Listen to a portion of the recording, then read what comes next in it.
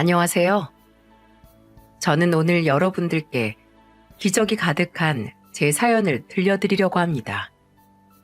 물론 제 인생이 날마다 기적 같은 순간의 연속이었다면 얼마나 좋았을까요?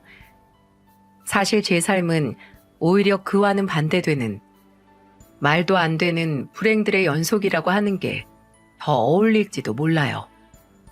하지만 신은 저에게 그 모든 불행과 상응되는 행복도 같이 끼워주셨더군요. 다만 그 모든 것이 뒤섞여 저희가 잘 알아채지 못할 뿐 지나고 보면 늘 그랬던 것 같습니다. 제 사연을 말씀드리기 위해 아주 오래전 이야기부터 시작해 보겠습니다. 저는 관공서에서 일하는 남편을 만나 시부모님을 모시며 살았어요. 저희 시부모님이 어느 정도 경제력이 있으신 분들이었기에 2층짜리 저택에 살고 계셨는데 그 집 작은 방에 남편과 살았죠. 그러면 다들 시집살이가 심했거나 불편했을 거라고 생각하시는데 전혀 그렇지 않았어요. 오히려 시부모님은 굉장히 인자하신 분들이었답니다. 또 그 집에는 항상 밝은 에너지를 뿜어내는 분위기 메이커가 한 명 있었는데 바로 서방님이었어요. 서방님은 직업적 특성상 직장 근처에 따로 살림을 차리고 있었지만 시간 날 때마다 부모님과 가족들과 시간을 보내기 위해 저희 집으로 오셨었죠. 서방님의 직업은 119 대원이었거든요. 잦은 응급 상황과 교대 근무로 항상 바쁜 것 같았지만 항상 지친 기력이 없는 밝은 모습만 보였답니다. 저희 집에 올 때마다 시부모님께 먼저 인사를 드리고 제가 하는 집안일을 돕기로 하는 등 굉장히 싹싹하고 부침성 있는 성격이셨어요. 특히 제가 만드는 된장찌개를 굉장히 좋아하셨던 게 기억이 나네요. 야간에 일을 마치고 저희 집으로 올 때면 항상 반갑게 형수님, 좋은 아침이에요 하면서 들어오셨죠. 그리곤 된장찌개 하나만 해달라며 조르곤 했어요. 형수님, 아직 아침 안 만드셨죠? 요리 시작한 거 없음. 저 된장찌개 하나만 끓여주세요.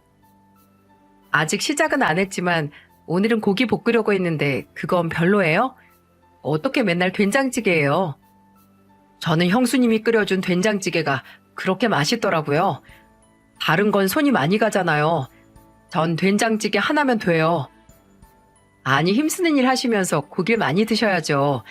조금만 기다리세요. 그럼 2개 다 할게요. 아니, 아유, 뭘 2개씩이나 한다고 그래요. 그냥 전 찌개 하나만 먹고 갈게요. 저 제 집에 들어가면 바로 잘 거라 고기 먹으면 부대끼기만 해요. 된장찌개랑 밥 딱 한 공기만 먹고 갈게요. 다른 걸 먹이려고 해도 맨날 된장찌개만 후루룩 먹고 가시더라고요. 그리고 다 먹고 나면 항상 10,000원짜리 한 장을 제가 매일같이 핸드백처럼 들고 다니던 마트 장바구니 안에 슬쩍 찔러놓고 갔어요. 오늘도 잘 먹고 갑니다. 아유, 이런 거 주지 말라니까. 가져가요, 얼른. 이따 오후에 장 보실 때 형수님 간식거리도 좀 사시라고요. 이거 안 받아주시면 제가 어떻게 염치도 없이 맨날 밥 달라고 찾아올 수 있겠어요. 얻어먹는 제 입장도 좀 생각해 주세요. 이런 거 없어도 잘만 해드릴 테니까 가져가요. 빨리 가야겠다. 형수님, 저 갑니다. 엄마, 저 가요. 아버지, 다음에 또 봐요. 그렇게 해맑게 웃고 나가면 시부모님께도 살갑게 인사하는 분이었죠.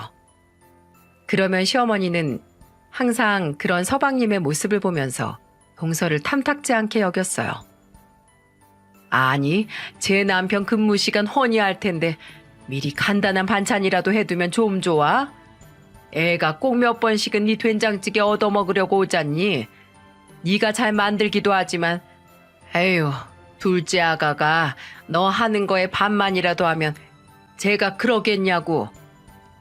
동서도 아침부터 출근하니까 바빠서 그런가 보죠. 그리고 서방님이 오시는 김에 어머님, 아버님 한 번 더 뵙고 가려고 그런 것도 있을 거예요. 너무 언짢게 생각하지 마세요. 저는 그렇게 시어머니를 달래드리곤 했답니다. 그렇지만 저도 어느 정도는 시어머니 말씀에 동의하는 부분도 있었어요. 동서는 뭐랄까 살짝 새침대기 같은 구석이 있는 사람이었거든요.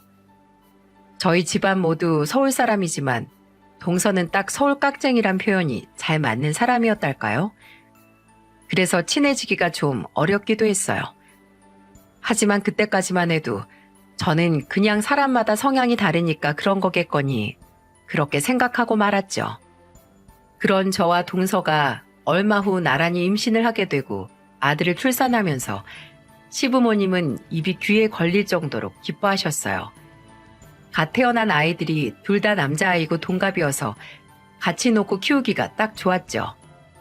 아무래도 동서는 일을 하니까 산후조리가 끝난 후에는 조카를 자주 저희 집에 맡기곤 했어요. 저는 집에서 시어머니와 집안일도 하고 아이도 키우며 너무나 행복하고 바쁜 나날들을 보냈답니다. 그렇게 시간이 흐르고 제가 둘째 딸까지 낳게 되면서 저와 남편은 분가를 해서 시댁 근처의 작은 집으로 이사를 가게 되었어요.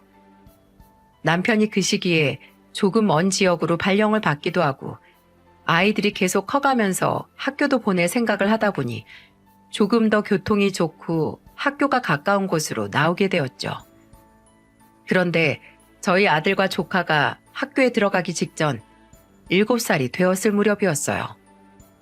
지금 다시 생각해도 가슴이 무너질 것 같은 그런 커다란 슬픔이 저희 집안에 찾아오고 말았네요. 바로 서방님에게 생긴 일이었죠. 어느 날 시내에 있는 상가 건물에 건물 누수로 큰 불이 나게 되었습니다. 온 소방대원이 투입될 정도로 커다란 불이었어요. 당연히 저희 서방님 역시 화재 진압에 투입이 되었고요. 그런데 그만 저희 서방님만 그 불길 속에서 빠져나오지 못한 것이었어요. 큰 불 소식이 들려올 때마다 가슴을 졸이시던 시어머니는 서방님이 못 나오셨다는 소식을 듣자마자 바닥에 주저앉으셨고 동서는 곧바로 사고 현장으로 뛰쳐나갔죠. 하지만 화재는 4시간도 더 지나서야 완전히 진압될 수 있었고 서방님의 모습을 발견한 건 그로부터 또다시 2시간이 흐른 후였답니다. 온 가족들이 충격에 빠지고 말았죠. 그날 시부모님과 동서가 울부짖던 모습은 아직도 제 뇌리에서 잊혀지지가 않습니다. 아이고, 우리 아들 살려내. 우리 아들 어딨어? 우리 아들 데려오란 말이야. 아이고, 우리 아들 얼마나 뜨거웠을까. 지 새끼 두고 이렇게 가버리네. 이렇게. 아이고, 우리 착한 아들. 내가 그렇게 조심하라고 일렀건만 그걸 못 빠져나오고 우리 아들 불쌍해서 어떡하나. 우리 아들 불쌍해서 어떡해. 이제 난 어떻게 살라고. 아들이랑 난 어떻게 살라고. 이렇게 허망하게 가버리면 어떡해. 여보, 이렇게 가버리면 어떡해. 당신 아들은 어쩌고. 불쌍한 사람. 이렇게 가버리면 어떡해.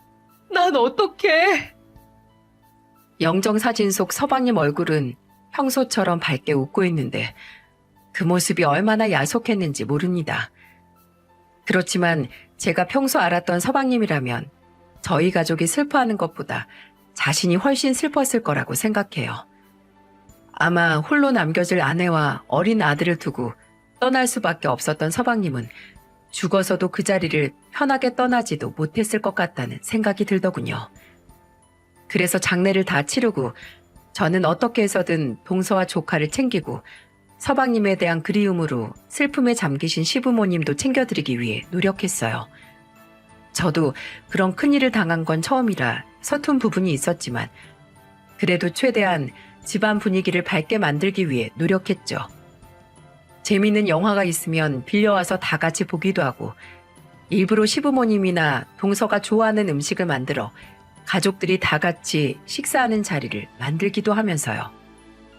다행히 이런 저의 노력이 통했는지 시부모님께서는 조금씩 생활력을 되찾아갈 수 있었답니다. 안타깝지만 동서는 끝끝내 그 전과 같은 모습으로 돌아가지 못했죠. 언제부터였을까요? 동서는 점점 저희 가족과는 동떨어진 사람처럼 지내게 되었어요. 물론 그 전부터도 제 일이 제일 우선이고 부침성이 없는 사람이긴 했지만 아예 가족 모임에 참석도 하지 않고 매일같이 회사에서 야근을 하는 등 집에 잘 들어오지도 않는 모양이었죠. 그래도 저는 섣불리 동서에게 뭐라고 말을 하기가 어려웠어요. 저는 동서처럼 젊은 나이에 남편을 잃어본 일이 없으니 무슨 말을 해야 할지 모르겠더라고요. 동서가 저희 집에 오지 않으니 조카도 한동안 얼굴 볼 일이 없었답니다. 무소식이 희소식이라고 차라리 동서가 독하게 일을 하며 슬픔을 달래는 게 동서 본인에겐 도움이 될지도 모르겠다고 생각하고 지내던 차였어요. 거의 1년 가까이 동서와 조카를 못 보고 지내고 있을 때였죠. 어느 날 잠깐 외출을 했다가 집에 돌아오니 저희 집 앞에 조카가 있더군요. 계단 앞에서 훌쩍거리며 울고 있는 조카를 보고 얼마나 깜짝 놀랐는지 모릅니다. 저는 저희 조카 찬우에게 놀란 목소리로 물었어요. 어머, 얘 찬우야. 여기서 뭐 하는 거야? 너 얼굴이 왜 이래? 어디 아파? 큰엄마, 저희 엄마가 이거... 말을 다 잊지 못하고 두툼한 종이봉투를 건네주는 찬우를 보면서 순간 가슴이 쿵 하고 내려앉더군요. 종이봉투 위에는 짧은 편지가 쓰여 있었어요. 찬우의 안색이 이상하게 안 좋은 것도 그렇고 직감적으로 큰일이 생겼다는 걸 알게 되었죠. 저는 찬우가 건네주는 종이봉투 위에 쓰여있는 글씨를 천천히 읽어보았어요. 그 편지에는 천인 공로할 내용이 적혀 있더군요. 형님, 전 더 이상 이렇게 못 살겠어요. 남편도 없는데 저 혼자 일 어떻게 키우면서 살아요. 그리고 우리 찬우 백혈병이래요. 제가 아무리 뼈 빠지게 벌어도 나라에서 준 남편 보상금을 다 쏟아부어도 찬우 치료비로는 어림도 없대요. 저 아직 젊은 나이인데 평생을 아픈 아들 뒷바라지만 하다가 죽을 순 없잖아요. 시부모님도 잘 사시고 제가 여기 돈도 같이 동봉했으니까 이 집에서 키워주세요. 그래도 시댁 핏줄이니까 시댁에서 걷어줄 거잖아요. 형님도 찬우 예뻐하시니 부디 잘 키워주세요. 아니, 이게 사람이 할 말입니까? 고슴도치 새끼도 제 새끼는 끔찍이 여긴다는데 동서는 정말 사람도 아닌 금수 같은 여자였어요. 저는 정말 이 모든 내용을 읽고 벽을 짓고 아이고 아이고 소리를 내며 주저앉고 말았죠. 그런 제 모습을 보고 찬우는 더 크게 울음을 터뜨리고 봉투 안에는 현금으로 300만 원의 돈이 들어있더군요. 동서는 서방님 순직 보상금으로 나온 돈 중에서 달랑 300만 원만 남기고 간 거였죠. 너무 화가 나서 돈 봉투를 든 손이 부들부들 떨렸어요. 이 천벌을 받아도 시원찮을 년 같으니라고. 어떻게 사람이 제 새끼를 버려? 어떻게 엄마가 돼서 이럴 수가 있어? 사람 같지도 않은 년 같으니라고 꼴랑 이 돈을 남기고 제 새끼를 버리고 가? 그런데 잔뜩 화가 난 저를 보고 찬우가 울면서 두 손 모아 싹싹 비는 게 아니겠어요? 큰엄마, 화내지 마세요. 죄송해요. 제발 저 버리지 마세요. 저 돈 안 잡아먹을게요. 제발 저 버리지 말아주세요. 저 반찬 투정도 안 하고 공부도 혼자서 잘해요. 귀찮게 안 할게요. 저 어른 될 때까지만 버리지 말아주세요. 20살 될 때까지만 죽은 듯이 살게요. 안색이 파리해지고 살이 쭉 빠진 아이가 울면서 그렇게 빌고 있으니 참 기가 차더군요. 저는 찬우를 안고 우는 아이를 달래주었습니다. 찬우 너 그게 무슨 소리야. 큰엄마도 그렇고 할머니 할아버지도 큰아빠도 우리 찬우 절대 안 버려. 네 엄마는 그냥 잊어버리고 이제 우리 집에서 같이 살자. 넌 누가 뭐래도 우리 새끼야. 우린 절대 너 안 버려. 우리 찬우 울지 마. 일단 큰엄마랑 같이 들어가자. 얼른 들어가서 밥부터 먹자. 왜 이렇게 살이 빠졌어? 얼른 들어와서 밥 먹어. 저는 그렇게 찬우를 데리고 들어갔답니다. 그날 저녁 저에게 모든 이야기를 전해들은 집안은 발칵 뒤집어졌어요. 시어머니는 찬우를 안고 말없이 우시기만 했고 시아버지는 동서를 잡으러 가겠다며 크게 화를 내셨죠. 저와 남편은 시부모님을 겨우 진정시키고 바로 그 다음날 찬우를 데리고 병원에 갔죠. 그 당시만 해도 TV나 인터넷이 잘 발달되어 있지 못했어서 저희는 막연히 백혈병이 무서운 병이라는 것만 알았지 그렇게까지 아이를 고통스럽게 하는 병이라는 건 몰랐거든요. 그나마 다행이었던 건 정밀 검사 결과가 최악은 아니었다는 겁니다. 찬우 어린이의 경우는 급성 림프구성 백혈병이라고 하는데요. 다행히 고위험군은 아니에요. 다만 지난번에 오셨을 때 마저 상담을 받고 가셨으면 바로 치료를 시작할 수 있었을 텐데 2주나 방치해 두셨네요. 아이가 많이 아팠을 텐데 찬우 힘들진 않았니? 의사 선생님의 말에 찬우는 저희 눈치를 보며 고개를 도리도리 내젓더군요. 그 모습만 봐도 찬우가 얼마나 동서한테 방치된 채로 살아왔는지 알겠더라고요. 우리 찬우가 짠하기도 하고 동서에 대한 분노가 치솟기도 해서 의사의 질문에 저희는 섣불리 대답을 하지도 못했어요. 고위험군이 아니라는 건 다행이지만 그렇다고 치료가 간단한 건 절대 아닙니다. 일단 약물 치료로 시작해 볼 건데 예후가 좋지 않다면 본격적인 치료를 해야 할 수도 있어요. 어떤 것도 장담할 수 있는 건 없습니다. 부모님께서 마음을 단단히 먹으셔야 해요. 병원은 절대 빼먹지 마시고요. 이번처럼 2주만 늦어져도 큰일 날 수 있어요. 아시겠어요? 의사를 보고 와서 저희 부부는 더욱더 동서를 용서할 수 없었습니다. 나중에 찬우의 말을 들어보니 동서는 어느 날부턴가 찬우가 자꾸 고열이 나고 소화도 못하는 등 아픈 일이 잦았음에도 병원비 아깝다고 대충 해열제를 먹이고 재우기만 하다가 딱 하루 시간을 내어 병원에 데려간 듯 했어요. 찬우의 말로는 병원에 다녀온 날로부터 동서에게 돈 잡아먹는 기계다. 자기 발목 잡는 짐이다. 얼마나 살겠다고 그 큰 돈을 들이냐 등의 말들을 수없이 들었다고 합니다. 그 얘기를 듣는데 정말 어떻게 그렇게 금수 같은 여자가 있을 수 있을까? 제 새끼가 아프다는데 어떻게 그런 폭언을 할 수 있을까? 너무나 화가 났습니다. 찬우 너 큰엄마 말 잘 들어? 너는 무조건 건강해질 거야. 알겠니? 네 엄마가 한 말은 전부 잊어버려. 너희 엄마는 거짓말쟁이야.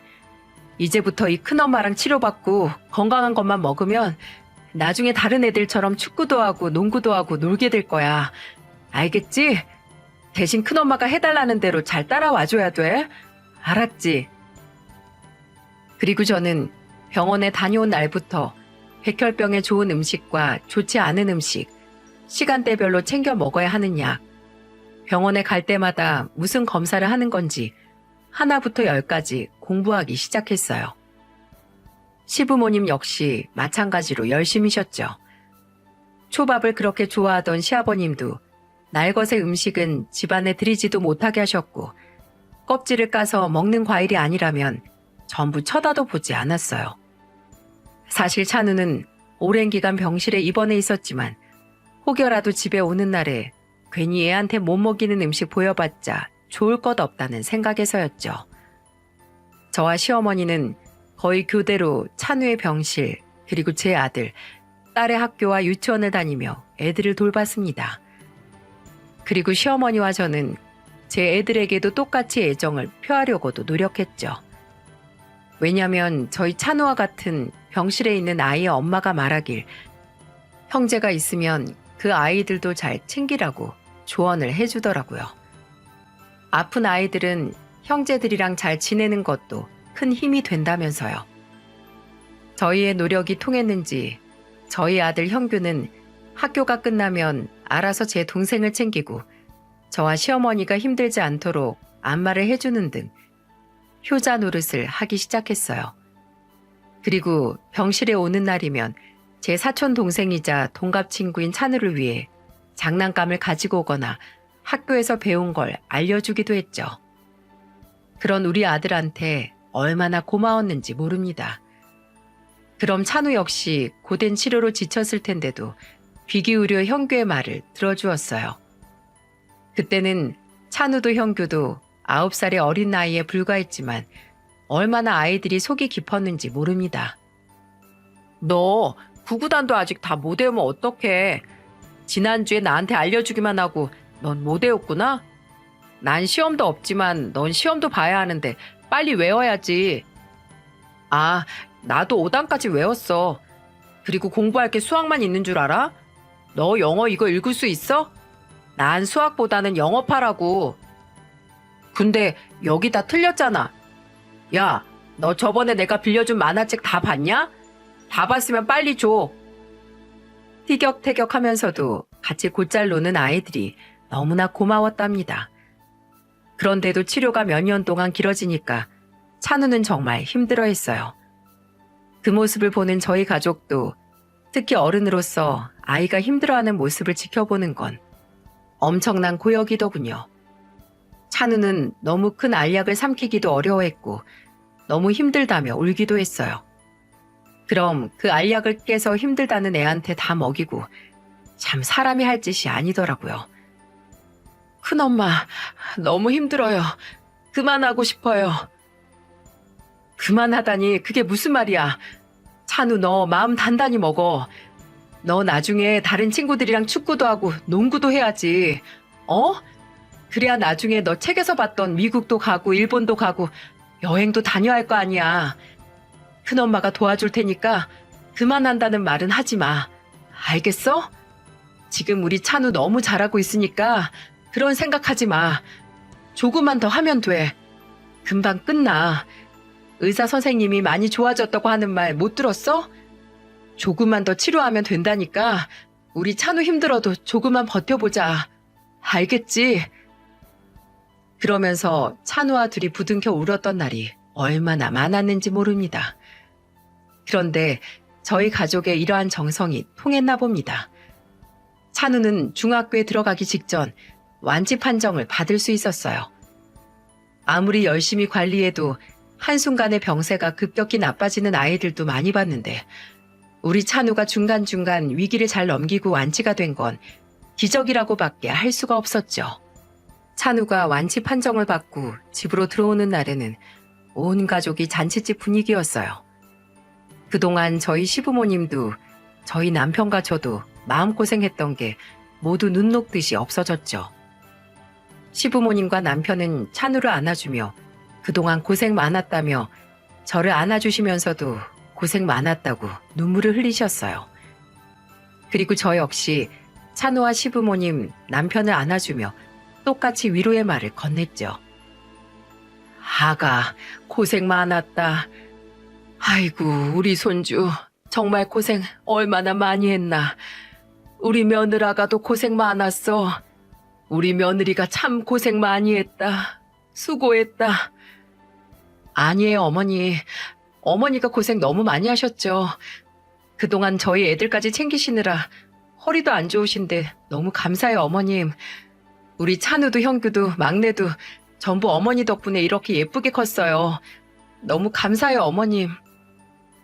그렇게 한참을 울고 웃으며 축하를 마친 우리 가족은 나란히 찬우와 형규의 교복을 맞추고 입학식에서 사진을 한 다발을 찍고 왔죠.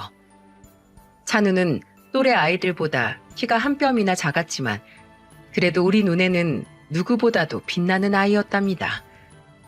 찬우와 형규의 입학식 날 저희 남편은 아이들을 재우고 어디론가 나가더니 밤 늦게 들어오더라고요. 딱 봐도 차로 멀지 않은 거리에 있었던 서방님이 계신 납골당에 다녀온 모양이었죠. 집에 들어온 남편은 저에게 이런 이야기를 했습니다. 그래도 이제 동생 볼 낯이 생겨서 다녀왔어. 그동안 찬우 잘못되면 어떡하나 하고 얼마나 마음 졸였는지 몰라. 이제 동생 녀석도 편하게 눈 감고 갈 수 있겠지. 당신도 그동안 너무 고생했어. 우리 애들로도 모자라 찬우까지. 우리 가족이 당신한테 참 큰 빚을 졌네. 고마워, 여보. 그게 무슨 소리야. 나는 뭐 당신 가족 아니야? 우리 다 똑같은 가족인데 빚을 지고 말고가 어딨어. 그런 소리 다시는 하지 마. 당신이었어도 아마 똑같이 했을 거야. 그런데 그런 말이 있지 않습니까? 인생사 참 모두 새옹치마라고요. 저희에게 믿을 수 없는 기적이 찾아와 기쁨에 젖어있던 시간도 잠시, 저희 시부모님은 얼마 지나지 않아 차례로 세상을 떠나게 되셨어요. 그동안 서방님 보내시고 찬우 병간호까지 하시느라 안 그래도 기력이 많이 쇠하시긴 하셨거든요. 내색은 안 하려고 하시지만 저는 얼마나 곁에서 마음 졸이고 있었는지 모릅니다. 하지만 두 분은 저희 곁을 떠나시면서도 우리 손주들 건강히 잘 지내는 거 보고 가서 얼마나 다행인지 모른다며 편안하게 눈을 감으셨죠. 그나마 그것만큼은 다행이셨어요. 시부모님을 보내드리고 나서 고등학생이 된 형규와 찬우는 훨씬 더 속이 깊은 아이들이 되었습니다. 일찍이 제 적성을 스스로 찾아 알아서 열심히 공부를 하는 모습을 보이더라고요. 그때쯤 저희 집은 사실 가세가 많이 기울어져 있었는데요. 아무래도 시아버지께서 생전에 찬우의 병원비로 거의 모든 재산을 쓰셨기 때문이었습니다. 그래서 저와 제 남편이 맞벌이로 돈을 벌며 생활을 꾸려나가고 있었죠. 그런 저희의 사정을 전부 알았는지 저희 아이들은 누구 하나 학원을 보내달라거나 용돈을 더 달라고 조르는 일이 없이 알아서 잘 자라주었어요. 그게 나중에 생각할수록 얼마나 감사한 일이었는지 모릅니다. 안 하던 바깥일을 하면서 지내다 보니 세월이 언제 흘렀는지도 모르게 빠르게 지나가더군요. 아이들은 모두 잘 자라서 취직까지 마치게 되었죠. 찬우는 어느새 건장하게 자라 평소 관심 있었던 공부를 실컷 할 수 있는 대기업 연구원으로 취직을 하게 되었고, 저희 아들은 제 아버지처럼 공무원이 되었어요. 막내딸 역시 아이들을 가르치는 직업을 가지게 되었죠. 이렇게 아이 셋을 다 자기 밥벌이 할 정도로 키워놓으니 얼마나 뿌듯하고 기뻤는지요. 저희 부부의 숨가빴던 인생이 한숨 쉬어가는 듯 했죠. 하지만 또다시 저희 집안에 불행은 찾아왔어요. 어느 날부턴가 저희 큰아들 형규가 지나치게 피곤해하는 모습을 자주 보이더니 곧이어 온몸에 붉은 반점이 생기기 시작하는 겁니다. 저는 놀라서 무슨 일이냐고 물어봤지만 형규는 제 앞에서는 아무것도 아니라며 안심시키려고만 하더라고요. 그러다가 뒤늦게 병원을 찾아갔는데 글쎄 간경화가 진행되고 있다는 거였어요. 저는 하늘이 무너지는 것 같았습니다. 아직 30살도 되지 않은 아이가 무슨 간경화라뇨? 또다시 제 품 안에 있는 아이가 아프다는 소식을 들으니까 정말 가슴이 찢어지는 것 같더군요. 큰아이의 병은 꽤나 진행된 상태라서 결국 간이식이 필요하다고 했습니다. 그 말을 듣고 저와 제 남편은 또다시 얼굴에 먹구름이 꼈습니다. 그때 그 말을 전부 들은 찬우가 당연하다는 듯 말을 했어요. 제가 검사를 받아볼게요. 어차피 같은 핏줄인데 이식이 가능하다고 나오지 않을까요? 제가 형규랑 혈액형도 똑같잖아요. 내일 바로 병원 가서 검사 예약부터 잡을게요. 그 말을 듣는데 또 가슴이 철렁하더라고요. 찬우가 건강하게 잘 자라주었지만 그래도 몸이 약했던 아이인데 혹시나 하는 생각이 절로 드는 건 어쩔 수가 없었어요. 그런데도 형규를 위해서 그렇게 선뜻 이야기를 해주니까 고맙기도 하고 참 마음이 복잡했답니다. 그건 저뿐만이 아니라 남편도 마찬가지였을 거예요. 찬우는 저희 얼굴을 살피더니 일부러 너스레를 떨면서 말해주었어요. 에이, 두 분 다 아무 말씀 마시고 그냥 알았다만 해주세요. 얘 없으면 전 앞으로 게임할 때나 술 마실 때 누구랑 놀아요? 저 앞으로 재밌게 놀려고 그러는 거예요. 내일 병원 다녀올게요. 알았죠? 너스레를 떨며 일부러 장난스럽게 말하는 모습이 어쩜 생전의 서방님 모습이랑 똑 닮아 있는지. 형규는 그런 찬우에게 별말은 없었지만 속으로는 누구보다도 고마워하고 있었을 겁니다. 두 아이는 정말 친형제보다도 더 가깝고 친한 사이였거든요. 찬우는 정말로 그 다음날 바로 병원을 찾아갔답니다. 그리고 얼마 후 찬우로부터 다행히 이식을 해도 문제가 없을 거고 빠른 날짜에 수술을 하기로 했다는 연락을 받을 수 있었죠. 저는 끝까지 마음이 제대로 놓이지가 않더군요. 그래도 조심해, 찬우야. 너 정말 조심해야 돼. 나도 많이 알아봤는데 간 이식은 이식해주는 사람이 더 위험한 거라더라. 건강관리 잘하고, 어? 당연하죠. 큰엄마는 참, 저 맨날 퇴근하고 운동하는 거 몰라요? 옛날이야 제가 약골이었지만 요즘은 형규보다 제가 훨씬 건강해요. 그러니까 큰엄마는 아무 걱정하지 마세요. 아셨죠? 그래, 고맙다, 찬우야. 너무 고마워. 너무 고마워서 고맙다는 말도 잘 안 나오더구나. 너도 쉬운 결정이 아닌데 큰 결정 내려줘서 너무 고마워. 수술 날짜 맞춰서 우리 다 갈 테니까 그때 꼭 보자. 알겠지? 네, 그때 봬요. 그리고 울지 마세요. 형규였어도 당연히 그랬을 거예요. 안 그래요? 그리고 저도 이런 말 최대한 안 하려고 했는데 제가 큰엄마랑 큰아빠한테 입은 은혜가 얼마나 큰데 겨우 이거 가지고 울고 그러세요. 제가 아직 사회 초년생이라 그동안 제대로 호강은 못 시켜드렸지만 수술 끝나고 나면 두 분 호강 제대로 할 준비하고 계세요. 알겠죠? 아휴, 넌 이 와중에도 뭔 호강이니 호강이. 됐어. 너 회사 생활하고 학자금 갖고 그러는데 다 써. 허튼 소리 하지 말고 그 돈으로 네 건강이나 챙겨. 네, 알겠어요. 그럼 수술날 봬요. 찬우는 그렇게 끝까지 밝은 목소리로 전화를 끊었답니다.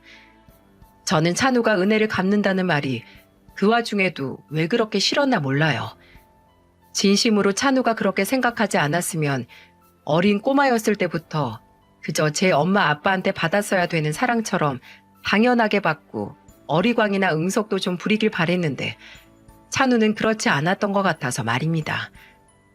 찬우도 그런 제 마음을 모르지는 않았을 텐데 또 찬우 입장에서는 얘기를 안 할 수가 없었나 봅니다. 찬우는 그렇게나 착한 아이거든요. 다행히 수술은 모두 무사히 끝났어요. 두 아이 모두 수술 전후로 힘들어하긴 했지만 다행히 끝까지 잘 회복할 수 있었죠. 큰일을 겪고 나서 형규는 전과 다르게 더 열심히 건강관리를 하고 찬우와는 더욱 우정이 끈끈해진 것 같았어요. 그렇게 저희 가정에서는 다시금 평화가 찾아오게 되었답니다. 그 즈음에 저희 부부는 남편이 은퇴를 하고 저도 퇴직을 앞두고 있었어요. 그때쯤 저는 한참 고민에 빠져 있었죠. 왜냐하면 연금과 퇴직금 등을 합쳐도 사실 저희 형편이 그렇게 넉넉하지 못했기 때문이었어요. 퇴직을 한 후에 또 다른 일을 구해야 하나 싶어 고민이 되더라고요. 돈 때문만이 아니더라도 저는 집에만 있으면 뭔가 답답해서 외부 활동을 계속 하고 싶다는 생각이 컸습니다. 그런데 이런 저의 마음을 알아주는 사람이 한 명 있더라고요. 바로 찬우였습니다. 어느 날 찬우에게서 연락이 왔어요. 처음에는 평소와 같은 안부 인사인 줄로만 알고 가볍게 받았는데 뭔가 분위기가 심상치 않은 겁니다. 분명 무슨 일이 있구나 싶은 느낌이 강하게 들어서 물어봤죠. 그래. 큰엄마 잘 지내고 있어. 그런데 왜 자꾸 퇴직이 언제냐고 물어보는 거야? 저번에도 그렇고 괜히 말을 빙빙 돌리는 것 같은데 그냥 딱 말해봐. 무슨 일이 있어?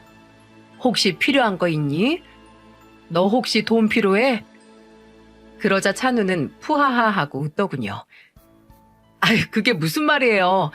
내가 설마 큰엄마 퇴직금 달라고 할까봐? 아유, 그런 거 아니고 그냥 날짜가 궁금해서 그래요. 그날이 확실한 거죠? 무슨 일인지는 다음에 알려드릴게요. 일단은 비밀이에요.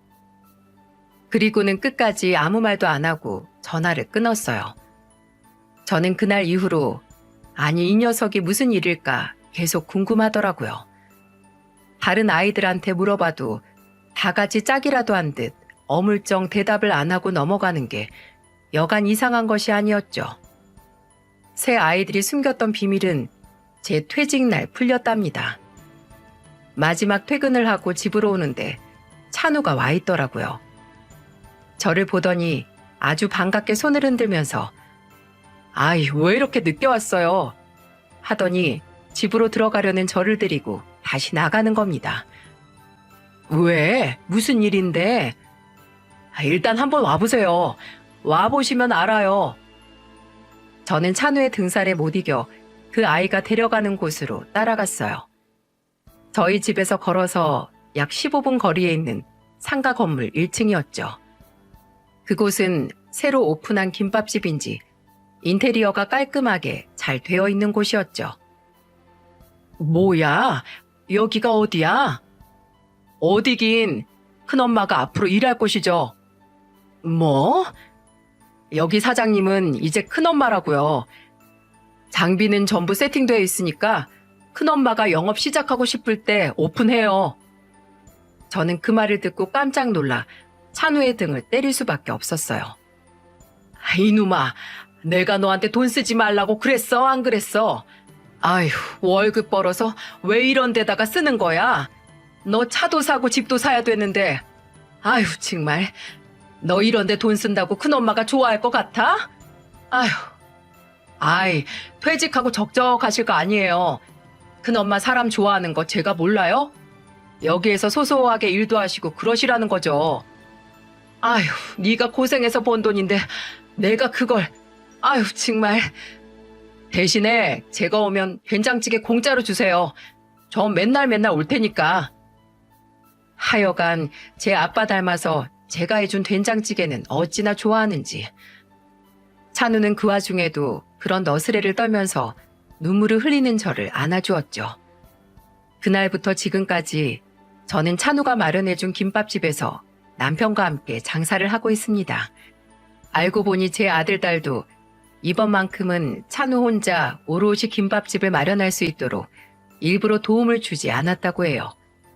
나중에 형규에게 들어보니 그건 찬우의 부탁이었다고 합니다. 내가 큰엄마 큰아빠한테 평생 받기만 했지 뭘 제대로 들여본 적이 어딨어. 이번 일은 온전히 내 힘으로 마련해서 서프라이즈 해드리고 싶어. 이걸로 내가 받은 은혜를 전부 다 갚을 순 없겠지만 그래도 한 번은 이렇게 큰 선물을 드리고 싶었거든. 그러니까 너희 둘 다 이번엔 아무것도 하지 말아줘. 그냥 와서 같이 축하만 해줘. 그 말을 전해들은 저희 부부는 또다시 눈시울을 붉힐 수밖에 없었답니다. 그렇게 심성도 곱고 성실한 찬우는 지난달 결혼식을 올리게 되었어요. 찬우는 꼭 자기만큼이나 선한 인상의 참한 아내를 맞이하게 되었죠. 저희와는 여러 번 식사 자리를 가지며 이미 친해진 아이였는데 얼마나 예의가 바르고 귀여운지 몰라요. 저희 가족들은 모두 그런 찬우의 결혼을 진심으로 축하하고 축복해 주었죠. 결혼식 당일 저와 남편은 혼주석에 앉아 찬우를 장가 보냈답니다. 늠름하게 턱시도를 입고 서 있는 찬우를 보니 그 옛날 파리한 입술을 하고 저희 집 복도에 앉아 울고 있던 어린 찬우의 모습이 떠오르면서 얼마나 감정이 북받쳐 올라왔는지요. 옆자리를 보니 남편도 눈물을 흘리고 있었어요. 저와 제 남편이 어찌나 울었는지 나중에 보니 신부 측 부모와 함께 눈물 범벅이 되어 있더라고요.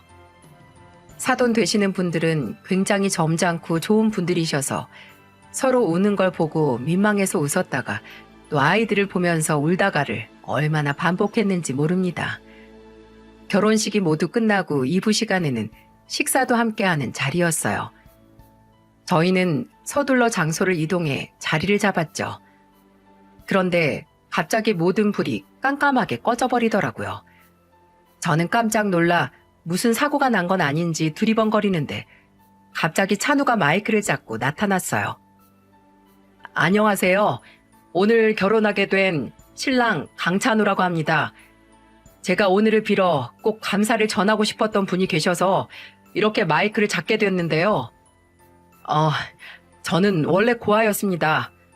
아버지는 제가 7살 때 돌아가시고 어머니는 절 버리고 도망가셨죠. 게다가 저는 그때 백혈병이라는 큰 병에 걸려 사실 자칫하면 이 자리에 없었을 수도 있었어요. 그런데 그런 저를 거두어 키워주시고 그 힘든 항암 치료도 전부 같이 하며 도와주셨던 분이 계세요. 바로 이 자리에 계신 저희 큰엄마십니다. 매일같이 잠도 제대로 못 주무시고 병실과 집을 오가며 친자식도 아닌 저를 끝까지 치료해 주셨어요. 제가 기적적으로 완치 판정을 받은 날 누구보다도 기뻐하시며 눈물을 흘리셨고요. 그 이후로도 제가 이 자리에 서기까지 얼마나 하늘 같은 큰 은혜를 입었는지 모릅니다. 저는 큰엄마가 없었으면 절대로 이 자리까지 올 수 없었을 거예요. 제가 그동안 꼭 여쭤보고 싶었던 게 있는데, 큰엄마, 이제 큰엄마가 아니라 엄마라고 불러도 돼요? 이제 그냥 엄마라고 부를게요. 제 평생 동안 엄마는 큰엄마 한 분뿐이었어요. 엄마, 그동안 절 걷어주시고 키워주셔서 감사합니다. 앞으로 제가 평생 은혜를 갚으며 살아갈게요. 그렇게 찬우가 긴 이야기를 하는 동안 예식장에서는 찬우가 어렸을 때부터 중학교를 입학했을 때, 또 고등학교를 졸업했을 때 시간 순서대로 사진을 크게 띄워주더군요. 그걸 보면서 찬우의 말을 듣는데 얼마나 눈물을 많이 흘렸는지요. 저는 긴 말을 하며 제 앞으로 온 찬우를 보고 그걸 뭘 물어 이놈아, 엄마라고 불러 라고 소리치며 엉엉 울었습니다. 그런 절 보고 예식장 내 사람들은 웃었다가 또 같이 눈물을 흘리기도 했습니다. 생각해보면 찬우와 지내왔던 지난 수십 년간의 시간은 정성이 가득했던 시간이었어요. 저는 찬우에게, 그리고 찬우는 저에게 서로 진심과 정성을 다했죠. 지극한 정성은 하늘도 감동시킨다는 말처럼 그런 저희의 진심이 저희 가족을 덮쳤던 많은 불행들 속에서도 귀한 기적들과 행복들을 불러왔던 것 같습니다. 특히 저희 아이들이, 그리고 저희 부부가 이렇게 건강하다는 것이 하늘이 준 기적이 아닐 리가 없습니다. 살면서 큰 병에 걸린 사람들을 워낙 많이 봐오다 보니 이것만한 기적이 없다는 것에 더더욱 확신을 가지게 되더군요. 찬우뿐만 아니라 제 아들과 제 딸도 모두 내년에 결혼을 예정해 놓고 있습니다. 어려서부터 셋이 곧잘 놀더니만 어쩜 시집장가도 나란히 가는지. 요즘에는 두 아이의 결혼 준비로 바쁘긴 하지만 전에 없이 행복한 나날들을 보내고 있답니다. 앞으로도 저희 아이들과 함께 지내는 미래에 얼마나 많은 기적들과 행복이 찾아올지 기대하고 있어요. 저희 가족의 긴긴 사연을 들어주신 모든 분들께 정말 감사드립니다. 여러분의 가정과 앞으로의 나날들에도 기적과 행복이 가득하시길 기도합니다.